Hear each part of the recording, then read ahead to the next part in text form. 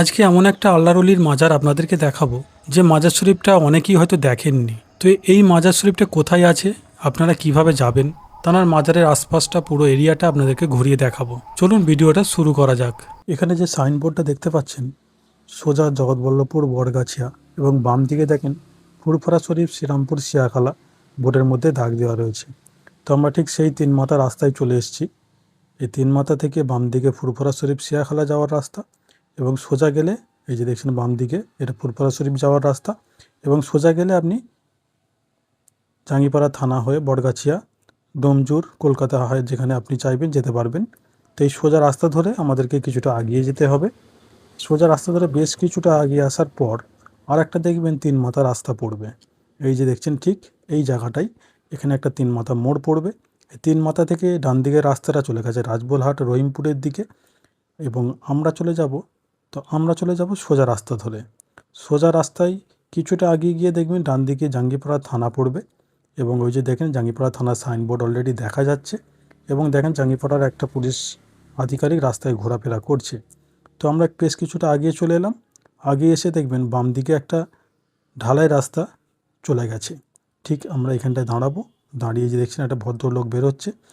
সোজা রাস্তাটা চলে গেছে বটগাছিয়া ডোমজুরের দিকে, এবং বাম দিকের এই ঢালাই রাস্তা ধরে আমরা সোজা মাজার শরীফের দিকে যাব। সোজা কিন্তু যাব না আমরা, তো আমরা এই বাম দিকে চলে যাব। বাম দিকে বেশ কিছুটা পথ আমাদেরকে আগিয়ে যেতে হবে। তো দেখেন এই দুদিকে দোকানপাট এবং ঘরবাড়ি রয়েছে। তো আমাদেরকে বেশ কিছুটা পথ যেতে হবে। যাওয়ার পর ওখানে আরেকটা তিন মাথা মোড় বা তিন মাথা রাস্তা পড়বে। চলুন আমরা আগে সেই তিন মাথা মোড় পর্যন্ত যাই, তারপরে আমি আবার বলে বুঝিয়ে দেব।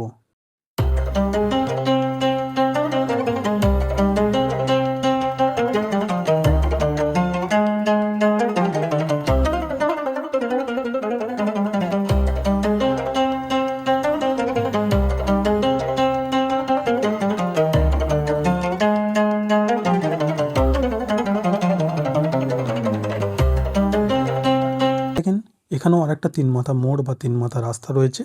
তো এখান থেকে আমাদেরকে ডান দিকে চলে যেতে হবে। এই যে ডান দিকে রাস্তা ধরে পাড়ার ভিতর দিয়ে আমাদেরকে বেশ কিছুটা পথ আরও এগিয়ে যেতে হবে। বেশ কিছুটা পথ এগিয়ে গিয়ে আবার একটা তিন মাথা পড়বে, তিন মাথা মোড় বা তিন মাথা রাস্তা। তো সেইখানে গিয়ে আমাদেরকে আবার বাম দিকে যেতে হবে। তো আমরা আগে সোজা পথ ধরে এগিয়ে যাই। এখান থেকে বেশ কিছুটা পথ আমাদেরকে এগিয়ে যেতে হবে। ঠিক সোজা রাস্তা ধরেই যাবেন, কোনো দিকে আপনি বেঁকবেন না। এখানে বাঁ এসে দেখেন এখানে একটা তিন মাথা মোড় পড়ছে। তিন মাথা থেকে আমাদেরকে বাম দিকে চলে যেতে হবে।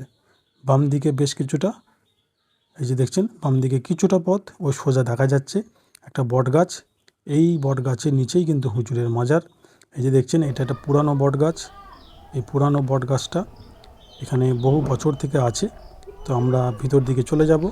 চলুন আমরা ভিতর দিকে যাই। ভিতর দিকে গিয়ে আপনাদেরকে পুরো দৃশ্যটা দেখাবো, এবং ঘুরিয়ে দেখিয়ে আমি বলে বুঝিয়ে দেব। তো দেখেন হুজুরের মাজার শরীফ কিন্তু দেখা যাচ্ছে, এবং সামনে দেখেন একটা রুম দেখা যাচ্ছে ছোট। এটা একটা দলিজ রুম বা দলিজ ঘর। হুজুরের আওলাদের আওলাদ এখানে তিনি বসেন, দোয়া তাবিজ করেন, এবং মানুষের সুবিধা অসুবিধার জন্য উনি দোয়া তাবিজ দেন। আমরা মাজার শরীফের সামনের দিকে একটু আগিয়ে যাব। আগিয়ে গিয়ে দেখছেন একটা সাইনবোর্ড লাগানো রয়েছে। এই সাইনবোর্ডে দেখেন কিছু লেখা রয়েছে। তো আপনারা চাইলে এই লেখাটা পড়ে নিতে পারেন। তো এই লেখাটা এখানে যেটা দরকার হবে পড়ে নেবেন। এখানে পাশে দেখেন একটা রাস্তা বেরিয়ে গেছে, এটা গ্রামের দিকে চলে গেছে। তো এই রাস্তা ধরে সোজা আপনি গ্রামে যেতে পারবেন। তো এখানে দেখেন মাজারের যে পাশটা সাইডটা আমি দেখিয়ে দিচ্ছি। ভিতর দিকে দেখেন ফাঁকা দেখা যাচ্ছে। তো এখানে দেখেন মাজার শরীফের ভিতর দিকটা আমি একবার দেখানোর চেষ্টা করব। আমি কিন্তু ভিতরে যাব না, আমি যা ভিডিও করব বাইরে থেকেই করব, ভিতর দিকে আমি যাব না। তো এখানে মাজারের পাশ দিয়ে দেখেন যে রাস্তাটা বেরিয়ে চলে এসছে। এখানে দেখেন একটা পুকুর রয়েছে। এই পুকুরে নাকি গোসল করলে অনেক রোগ, অনেক সমস্যা কিন্তু সমাধান হয়, যেটা শোনা যাচ্ছে। তো এই পুকুরে গোসল করে এখানে যে হুজুরের আওলাদ যিনি থাকেন তাঁর কাছে তাবিজ, দোয়া তাবিজ করলে নাকি অনেক রোগ, অনেকের মনের আশা কিন্তু পূর্ণ হয়, যেটা শুনলাম। তো দেখেন মাজার শরীফটার গেটের সামনে দেখছেন একটা লোহার চেন ঝোলানো রয়েছে। তো আমি জানি না এই চেনটা কেন দেওয়া আছে। যদি কারো জানা থাকে অবশ্যই আমাকে কমেন্টে জানাবেন। এবং জানার মাজার শরীফে আমি এসেছি, এনার নামটা আমি ঠিক জানি না। আমি এখানে জিজ্ঞাসা করলাম, বললো ওনাকে কাজী সাহেব নামে সবাই জানে। তো কাজী সাহেব নামে আজ আমিও ওটাই জানলাম যে কাজী সাহেব নামেই জানে। তো ওনার অরিজিনাল নাম যদি কারো জানা থাকে তো আমাকে একটু কমেন্টে জানাবেন। এই যে দেখছেন এটা মাজার শরীফ। মাজার শরীফে দেখেন আশপাশটা বেশ সুন্দর লাগছে, বন জঙ্গলে ঘেরা এবং সবুজ প্রকৃতিতে ঘেরা রয়েছে মাজার শরীফটা। এবং মাজার শরীফের গেটের সামনে দেখছেন একটা চেন দেওয়া রয়েছে, লোহার চেন, বেশ মোটা। এটা কেন দেওয়া আছে এটা আমার জানা নাই, যদি কারো জানা থাকে অবশ্যই আমাকে কমেন্টে জানাবেন।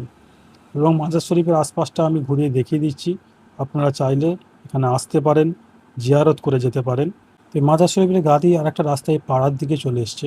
তো আমরা এই ভিতরটা একটু এসে দেখলাম এখানে একটা মসজিদ রয়েছে, ঠিক মাজারের পাশেই কিন্তু এই মসজিদটা রয়েছে। তো আমি মসজিদটা দেখানোর জন্য আমি একটু ভিডিও করে আপনাদেরকে দেখিয়ে দিচ্ছি।